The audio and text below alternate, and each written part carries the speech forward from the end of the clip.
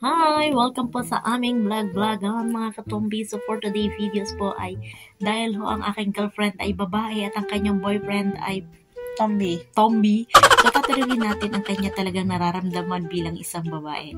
So bilang isang babae, ano ba ang nararamdaman mo talaga sa isang Tomby? Kami ba talaga ang tingin mo ay isang tunay na lalaki? What?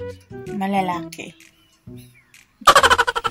Sa tagal na natin dalawang nagsasama sa 2 taon kalahati na natin pagsasama. So, ikaw ba ay nakakaramdam talaga na ang puso ko ay lalaki? Seryoso! Sagot! Ang tingin mo ba talaga sa kanya lalaki? Bakla. So, seryoso.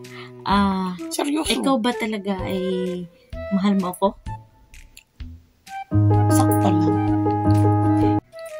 Hindi kaya nang gusto ko marinig. Babe! Yung tunay! Yung Tunay nga!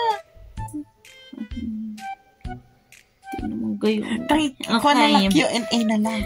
Yun na yun! Q&A na ba yan? Ano ba ito? Ito na nga yun! So, kami ay nagbablog. Ito ay normal. Wala talaga itong edited. Ano ang gustuhan mo sa akin talaga, be? Yung tunay. Dali, gusto lang malaman ng mga tao. Dali. Sagot. Dati, yung ugali mo. Be, may singaw ka? Ano ba tayo mo nakikita? Nagbablog tayo! Oh my God! Tingnan pala. Ano? Okay. Seryoso, be! Seryoso. Sige. Okay. Dati, ugali. Kasi sa Taiwan, mabait ka pa. Pero ngayon, Diyos ko.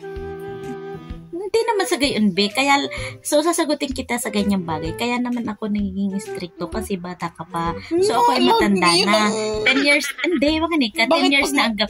Kasi ikaw, be, 27 ka pala. Sa ganyang edad. Pagtanda mo ako. Alam niyo, wala talaga ring wentang vlog. Kakasura ko itong in-interview ko. Babay na nga. Stress na ako talaga ako dito. Tutulog na kami. Bye!